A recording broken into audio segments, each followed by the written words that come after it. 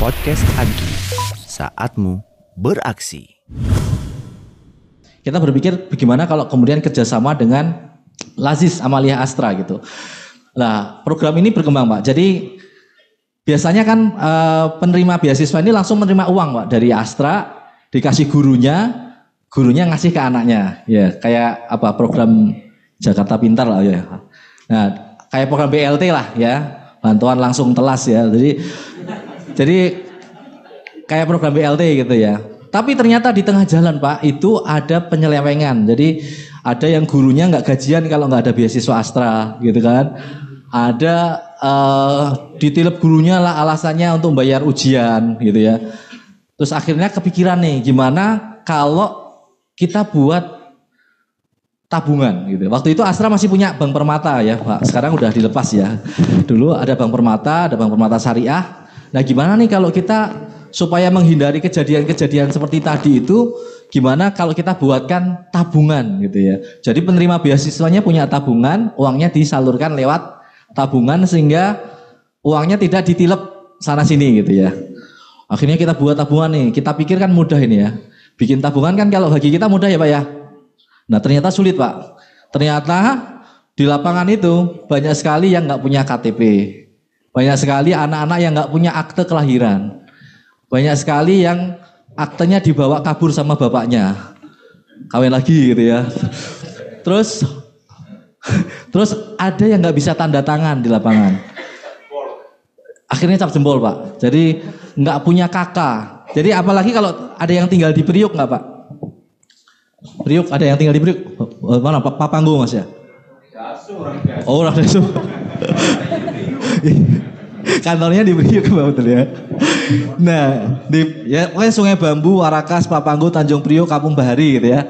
Nah, itu orang itu punya kecenderungan pindah-pindah Pak, pindah-pindah tempat. Jadi KTP-nya tuh berpindah-pindah. Jalan Sungai Bambu 6, Gang 7. Berikutnya sudah Gang 8 gitu ya. Jadi ketika bikin tabungan Pak, banknya puyeng sendiri. Datanya nggak lengkap, tanda tangannya kan kalau kita bikin spesimen itu kan harus sama ya.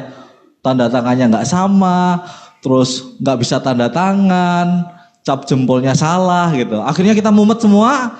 Kata bos saya, Tok kamu kalau kerjain kayak gini mending kamu pindah Bank Permata aja lah, nggak usah nggak saking susahnya itu ya, suruh pindah Bank Permata saya Pak. Terus akhirnya oke lah, akhirnya kita temukan antara penerima beasiswa ini ketemu dengan banknya. Udahlah, gimana pokoknya outcome-nya itu tabungannya jadi gitu ya. Udah akhirnya tabungannya jadi dengan cara dipermudah lah. Ada yang dicap jempol, nggak ada tanda tangannya. Udah nih KTP tabungan jadi, ATM jadi Pak. ATM jadi. Nah masalah berikutnya muncul Pak. Ternyata tidak semua orang bisa pakai ATM. Jadi ini kan Amdi itu ada Bank Permata ya Pak. Amdi itu ada Bank Permata.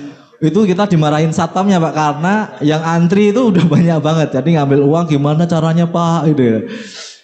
Akhirnya diedukasi lagi, akhirnya berhasil gitu. Jadi dari sini tuh kita mendapatkan lesson learned ya. Jadi bagaimana kemudian apa yang mungkin bisa jadi dalam konteks kita sebagai orang karyawan pengurus DKM itu mudah. Ternyata bagi penerima program belum tentu mudah, belum tentu segampang itu karena apa yang kita lakukan itu mungkin dalam konteks perspektif kita, dalam konteks pandangan kita, oh ternyata mudah gitu. Contoh sederhana mungkin gitu, kita punya program misalnya membantu kawasan tertinggal dengan toilet gitu ya. Orangnya biasanya pakai toilet duduk, jongkok, terus dikasih toilet duduk. Kira-kira kepake nggak Pak ya? Nggak bisa keluar gitu ya.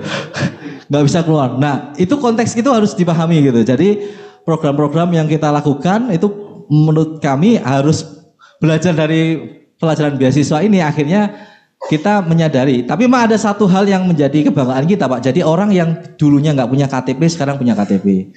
Dulunya yang nggak punya akte kelahiran sekarang punya akte kelahiran. Jadi secara legal kita mengajari masyarakat mereka harus punya dokumen legal gitu. Sekarang penerimanya sudah 3.000 berapa Mas? 3.800 ya, 3.800-an. Dulu dari 700 berkembang sampai 3.800 dan ada yang sampai sarjana. Jadi program ini diberikan itu dari SD, SMP, SMA, kemudian kalau dia pinter dapat beasiswa dari LASIS langsung dari Tunas Unggul ya. Sebagian udah kerja di LASIS nih kelihatannya. Ya Tunas Unggul, kemudian dia bisa kerja gitu. Nah, objektifnya adalah kita pengen mengentaskan anak-anak yang sekolahnya biar bisa selesai gitu ya. Sesuai dengan RPJMN pemerintah 2025 sampai 2029. Tapi tujuan SDGs kita seperti itu. Jadi kita ada tujuan seperti itu. Nah, ini program beasiswa lestari ini memberikan pelajaran bagi saya dan tim LASIS. Dulu tim LASIS masih 3 nih. Mas Ganjar, Mbak Rina, Mas Rahmat. Udah itu doang. Jadi waktu itu sama-sama pusing, sama-sama mumet gitu. Akhirnya persyaratan sekarang untuk menerima beasiswa, Anda harus punya tabungan dulu. Biarkan Anda yang mumet, bukan kita yang mumet gitu. Jadi konteksnya gitu. Jadi akhirnya ya udahlah, kita sederhanakan persyaratan bahwa kalau kamu pengen menerima beasiswa, kamu harus punya tabungan. Tabungannya sekarang nggak harus Permata karena Permata sudah nggak di grup kita, dan karena dulu Permata itu ngasih endonan 50.000 ya Mas ya. Permata Syariah dulu ngasih endonan 50.000, jadi ada semacam mungkin bagi mereka captive untuk nasabah gitu. Nah, ini pembelajaran program yang kita kolaborasikan dengan LASIS. Artinya tujuannya harus clear, kemudian caranya juga harus clear gitu. Dan cara ini harus dipahami juga sama penerima gitu. Jangan sampai apa yang kita lakukan tidak dipahami oleh penerima. Podcast Agi, saatmu beraksi.